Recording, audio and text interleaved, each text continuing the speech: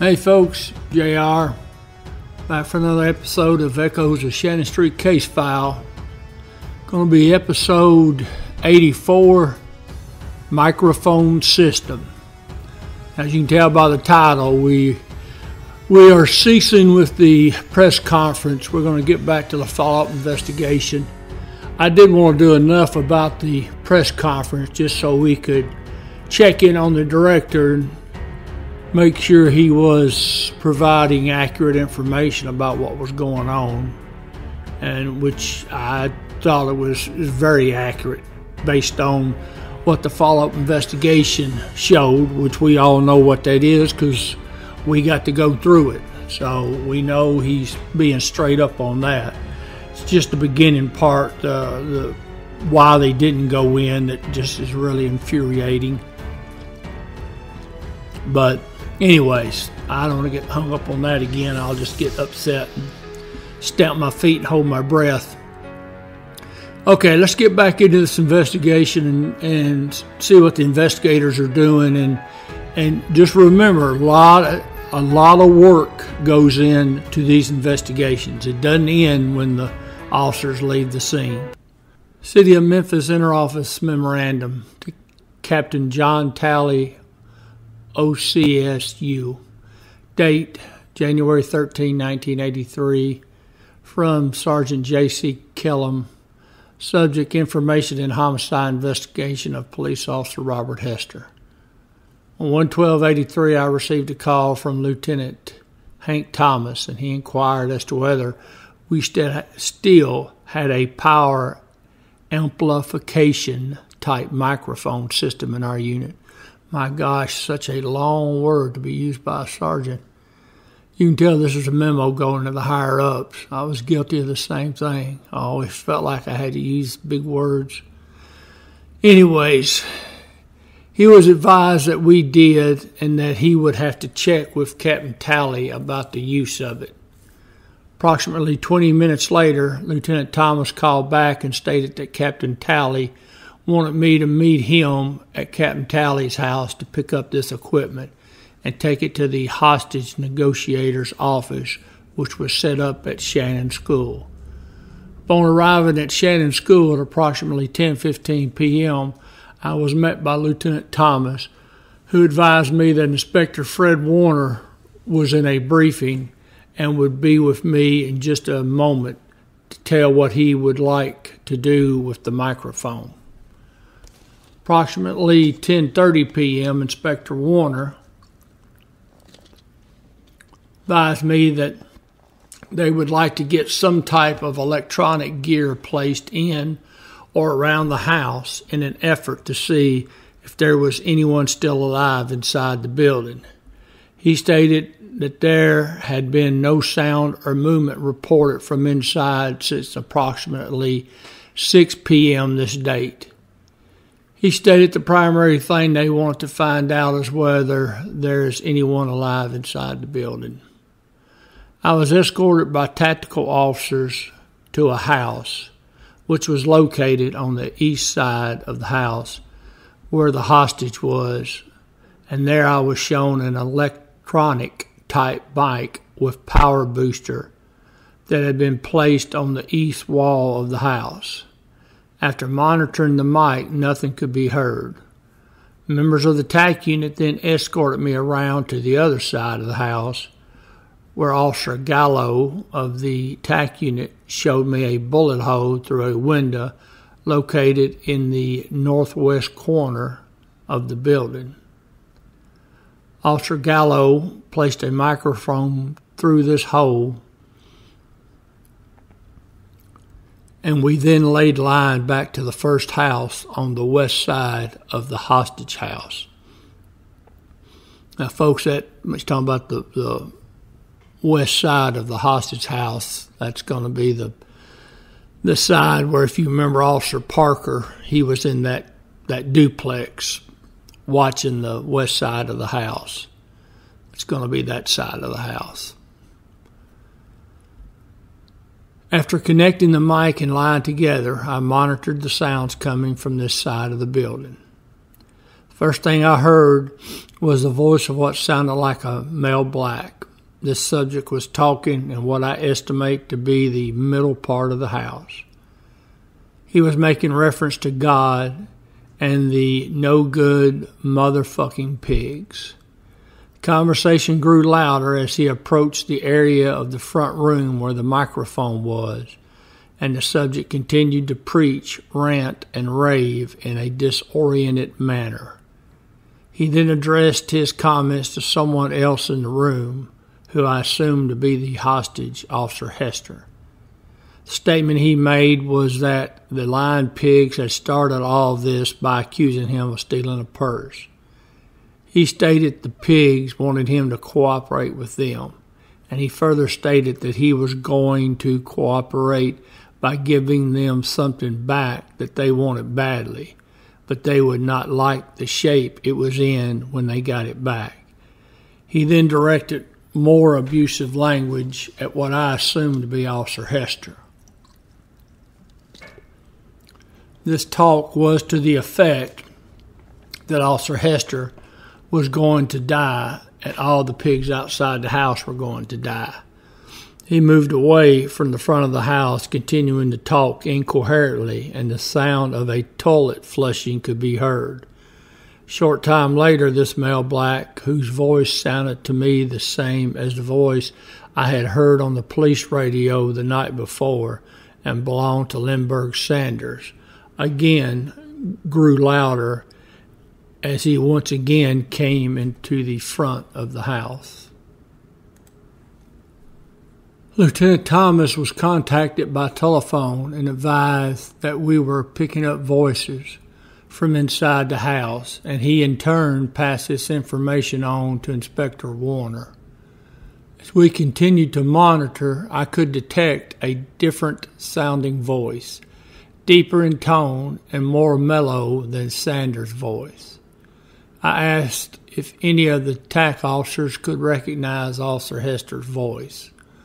One of them, who I was unable to identify in the darkness, listened to the conversation for a short time and stated this was not Hester's voice, and to him it sounded like two male blacks conversing. Short time later, Lieutenant Thomas came to the house and monitored some of this conversation. Hostage negotiations had started again, with negotiators using the bullhorn to talk to the Sanders subject. Sanders was responding to the bullhorn, but in a detached manner. He made the statement that the lying pigs are always wanting me to do something. He continued to ramble and stated that he was no fool. He knew they were going to throw some gas on him, but that he could take care of that too, and that his water was still on and he could wash the gas off himself.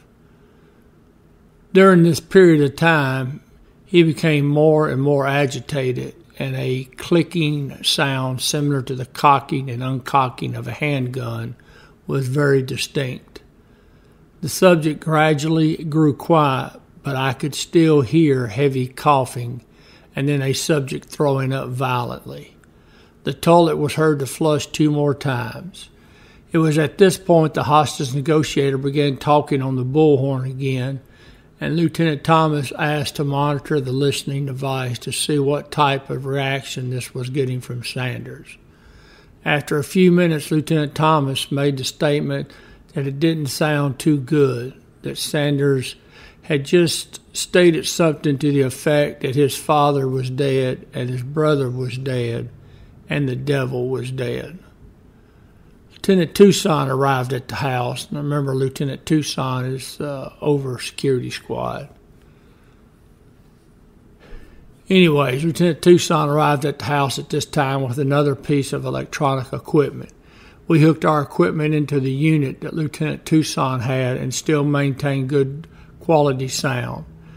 This unit was then moved back across the street to Shannon School and set up in the hostage negotiation office where the sounds could be recorded and reviewed by officers in charge. In conclusion, I can state that I personally heard 2 different subjects speaking. Both these subjects were male blacks.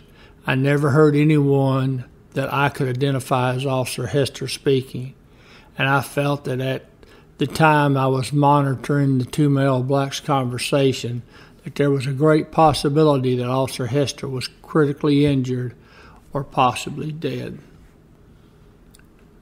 City of Memphis Interoffice Memorandum to Security Squad, date 83/01/13. So that's January 13, 1983. This is from Winky Downing and Ed Vidledge, car 121. Subject: information regarding 2239 Shannon incident. Oh, and by the way, folks, if you're ever going to type a memo, please don't use all caps. It's very hard to read and understand. On 1/12/83 at approximately 1900 hours, Patrolman Vidledge received information from Patrolman Billy Tucker, North Precinct Desk, to meet a confidential informant. I think that's number 6. Anyways, I'm not for sure of that number, but that's a firehouse. I believe that's on Danny Thomas, just north of Chelsea, if I'm not mistaken. Anyways, regarding information on the 2239 Shannon incident, Officer Vidledge and Downing met this informant, whose name is available, and he advised us that he had been in an apartment in Hurt Village and that a party at that location was talking about being on the scene on Shannon, and that he got out during the shooting before the house could be secured by officers in the area. Officers in the rear. This information went from officers back to the command post, where he was interviewed by officers from the security squad. This informant has given true and correct information to officers in the past, and was determined through this information that at least 3 male blacks escaped from the house shortly after the incident began. Officers in car 121 took the informant to the Hurt Village complex, where he pointed out 620 North 7th, and that looks like apartment B, and advised that he had been in the apartment that morning and overheard a conversation between a male black he knew only as TC and his mother. He stated that TC was at the house on Shannon and that he got out the back when the shooting started. I don't know exactly what that is. He held himself in the hip area. Maybe that's hurt himself in the hip area. And if he was injured, he also stated that TC stated that he was going to see a doctor, but he could not determine his injuries. He described this male black as being about 6'8". Wow. 6'8", skinny build, dark complexion, and then he is usually armed with a silver snub-nosed .38 pistol. He states that this male black also said that Pete and Harry also got out with him, and that Harry had possibly left town. The informant then pointed out 627 Thomas, that looks like apartment I, and stated that the male black Pete lived at that address. He described Pete as being about 30 years of age, 5'8", 160 pounds, regular build, light complected, and he believes the male black has a beard. He also pointed out 630 North 7th, apartment A, stated that Harry lived there, and that he had a heavy-set brother who was also a member of the religious cult. It was later determined that the male black named Harry was possibly Michael Coleman, and that he did not escape from the house, and that the heavy-set brother was Timothy Coleman. Officers at this point released the informant, returned to Thomas and Chelsea, where Lieutenant W.P. Oldham, car 105, Lieutenant J.J. Rogers, car 106, and Patrolman C.E. Colston and C.I. Woodruff, car 122, were standing by. At approximately, looks like 2,000 hours, the listed cars along with 121 went to the 620 North 7th, number B, to attempt to pick up this male black TC. Lieutenant Rogers, car 122, took the back door, and Lieutenant Oldham, car 121, took the front. After knocking on the front door, we were met by a female black and a small child and advised her that we were looking for TC. While talking to this female black, who identified herself as TC's wife, TC came to the front door, and he was advised that he was under arrest and placed on the wall in front of the apartment, where officers advised him of his rights. And he made a spontaneous statement to officers that he was in the house on Shannon, but he got out when the shooting started, and he hurt himself getting out of the house. He was arrested without incident and was transported by car 122 to the security squad office. Female black was also taken to the security squad office for a statement. Because of the closeness of the address, Oldham stayed with TC. That's Lieutenant Oldham. Oh, before I get off this page, folks, just by the by, I know you've seen a lot of police shows and stuff, but as an investigator, I can tell you, I don't want uniformed officers reading suspects their rights. And if you're in uniform patrol or want to be in uniform patrol for a police department, if you've arrested somebody and you know it's going to be handled by the investigators, you don't talk to the suspect and you don't read him his rights. That's what the investigator will do, not you.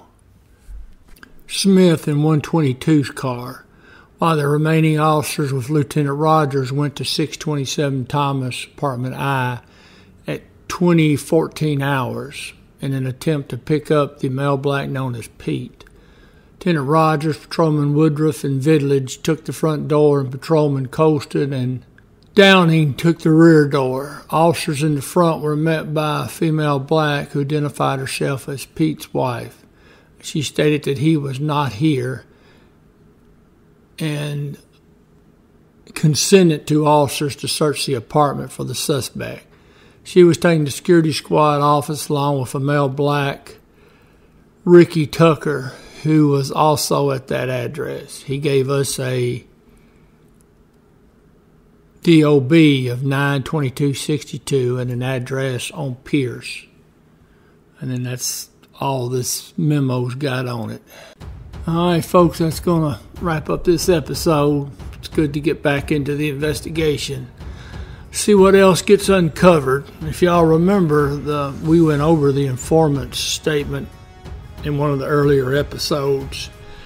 And even then, I had made sure his name was blacked out, and because you want to always protect your informant, no matter how many years it's been. Oh, and before I forget, the red square up at the top, that's 2012. I was a lieutenant over a Vice Narcotics Unit. We were on a operation with the DEA, and I think it was a heroin operation. We had to go take care of some business, and that was the briefing before we went. And you have the overall briefing, and then I'm briefing my guys. Oh, as you can see, their faces are blacked out, so you can't see their true identities because they are truly superheroes. Man, I had some good people working for me. They knew their stuff. All right, folks, I appreciate you. Thanks for tuning in. We'll get back together if I can speak. Till then, I'll see you down the road.